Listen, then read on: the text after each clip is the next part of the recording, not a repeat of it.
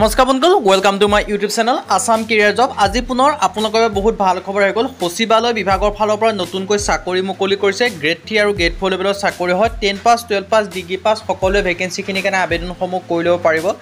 নতুনকৈ চাকৰি আহিছে, এপ্লাই আৰম্ভ হৈ গ'ল। কোনটো পদৰ ক্ষেত্ৰত কিমানকৈ এজ ক্ৰাইটেৰিয়া, চিলেকশ্যন প্ৰচিডিউৰ কিমান হয়, কেনেদৰে আবেদনসমূহ কৰিব পাৰিব, এই সকলোখিনি কথা এই ভিডিঅ' যোগে আলোচনা কৰা হ'ব।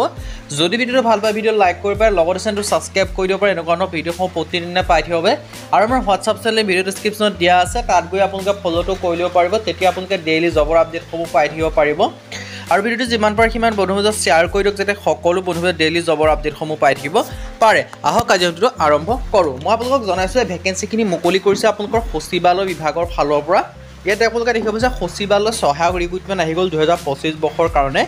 মে' মাহৰ 10 তাৰিখে এডভাৰটাইজমেণ্টখন মুকলি কৰি দিছে। এপ্লাইটো আপোনালোকৰ অনলাইন যোগে কৰিব পাৰিব। CSI জব হয়।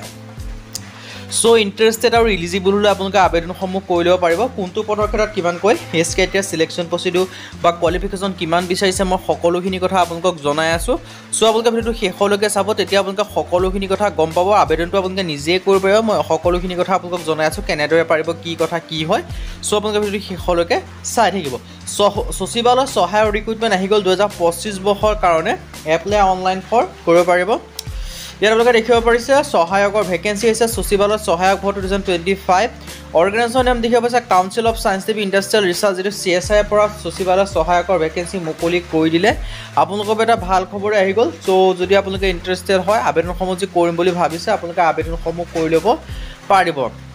ইয়াৰ সচিবালয়ৰ ফালৰ পৰা আহিছে। পোষ্ট নেম আপোনালোকে দেখিছে জুনিয়ৰ ছেক্ৰেটেৰিয়েট এছিষ্টেণ্ট আছে। এপ্লাই মোড অনলাইন যোগে পাৰিব। Who can apply, all India male female সকলোৱে আবেদনসমূহ কৰিব পাৰিব। মেল হ'লেও পাৰিব, ফিমেল হ'লেও পাৰিব।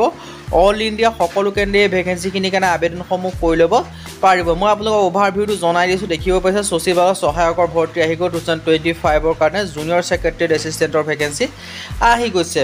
লগতে যদি মই ইয়াৰ চেলাৰী আৰু এজ লিমিটৰ কথা ক'বলৈ যাওঁ, ইয়াৰ যিটো চেলাৰী হয় সেইটো আপোনালোকে 19,900ৰ পৰা 81,100 পৰ্যন্ত লাভ কৰিব পাৰিব। লগতে ইয়াত আপোনালোকে গ্ৰেড পে, FA, DA সকলোখিনি লাভ কৰিব পাৰিব। চ' ইণ্টাৰেষ্টেড আৰু ইলিজিবল আবেদনসমূহ কৰি ল'ব পাৰিব। আৰু ইয়াৰ মিনিমাম এজ যিটো আছে সেইটো 18 বছৰ, মেক্সিমাম আপোনালোকে 28 বছৰলৈকে পাৰিব। লগতে যিটো এজ ৰিলেক্সেশ্যন হয় সেইটো লাভ কৰিব পাৰিব। SC/SCৰ ক্ষেত্ৰত 5 বছৰৰ ৰিলেক্সেশ্যনসমূহ লাভ কৰিব। OBCৰ ক্ষেত্ৰত 3 বছৰকৈ লাভ কৰিব। PWBDৰ ক্ষেত্ৰত 10 বছৰ পৰ্যন্ত এজ ৰিলেক্সেশ্যনসমূহ লাভ কৰিব পাৰিব। চ' ইণ্টাৰেষ্টেড আৰু ইলিজিবল হ'লে আপোনালোকে আবেদনসমূহ কৰি ল'ব পাৰিব। ইয়াৰ যিটো চিলেকশ্যন প্ৰচেছটো হ'ব, ৰিটেন এক্সাম অনুষ্ঠিত হ'ব। OMR বেছত ৰিটেন এক্সাম এটা অনুষ্ঠিত হ'ব। আৰু ইয়াৰ এডুকেশ্যন কোৱালিফিকেশ্যন 12 পাছ কৰিলে আবেদনসমূহ কৰি ল'ব পাৰিব। চ' ইণ্টাৰেষ্টেড আৰু ইলিজিবল হ'লে আপোনালোকে আবেদনসমূহ কৰি ল'ব পাৰিব। আপোনালোকৰ এটা ভাল সুখবৰ আহি গ'ল। যিসকলে আবেদনসমূহ কৰিম বুলি ভাবি আছে সচিবালয় বিভাগত, তেওঁলোকে ভেকেঞ্চিখিনিৰ কাৰণে আবেদনসমূহ কৰি ল'ব পাৰিব। এতিয়া ইয়াৰ যিটো ইম্পৰ্টেণ্ট ডকুমেণ্টছ আপোনালোকৰ কি কি প্ৰয়োজন হ'ব এই ভেকেঞ্চিখিনিৰ কাৰণে আবেদনসমূহ কৰিবলৈ, মই জনাই দিছোঁ।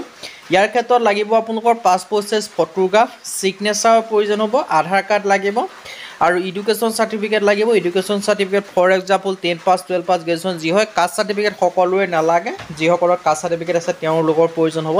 এজ প্ৰুফৰ কাৰণে বাৰ্থ চাৰ্টিফিকেট বা SSLC এডমিট কাৰ্ড দিলেও আপোনালোকে আবেদনসমূহ কৰি ল'ব পাৰিব। চ' ইণ্টাৰেষ্টেড আৰু ইলিজিবল আপোনালোকে আবেদনসমূহ কৰি ল'ব পাৰিব। আপোনালোকৰ এইটো ভাল সুখবৰ আহিছে, এটা সুযোগে আহিছে। সুযোগটো আপোনালোকে গ্ৰহণ কৰিব পাৰে। হাউ টু এপ্লাই ক্ষেত্ৰত ইয়াৰ কাৰণে আবেদন কৰিবলৈ candidate please read the official notification fully, আপোনালোকৰ অফিচিয়েল যিখন এডভাৰটাইজমেণ্ট এখন ফুললি পঢ়ি ল'ব।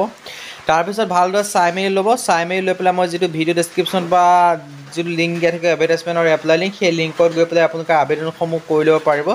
আৰু ইয়াৰ আবেদনসমূহ 26 এপ্ৰিলৰ পৰা আৰম্ভ হৈছে আৰু ইয়াৰ কাৰণে লাষ্ট ডেটটো হৈছে 17 মে'। চ' ইণ্টাৰেষ্টেড আৰু ইলিজিবল আবেদনসমূহ কৰি ল'ব পাৰিব। মই আপোনালোকক অভাৰভিউটো আকৌ এবাৰ দিছোঁ। এইখিনি ভেকেঞ্চি যে সচিবালয় বিভাগৰ ফালৰ পৰা, যিটো সচিবালয় ছেক্ৰেটেৰিয়েটৰ ফালৰ পৰা ভেকেঞ্চিখিনি আহিছে। আৰু ভেকেঞ্চিখিনি অভাৰভিউটো যদি ক'বলৈ যাওঁ, সচিবালয় সহায়ক ভোট 2025ৰ কাৰণে আহিছে। অৰ্গেনাইজেশ্যনৰ নাম দেখিব পাইছে council of scientific industrial research, CSIৰ পৰা আহিছে। পোষ্ট নেম আছে junior secretariat assistant, JSA। Apply mode আছে অনলাইন যোগে পাৰিব। Who can apply, all India male female candidate ভেকেঞ্চিখিনিৰ কাৰণে আবেদনসমূহ কৰি ল'ব পাৰিব।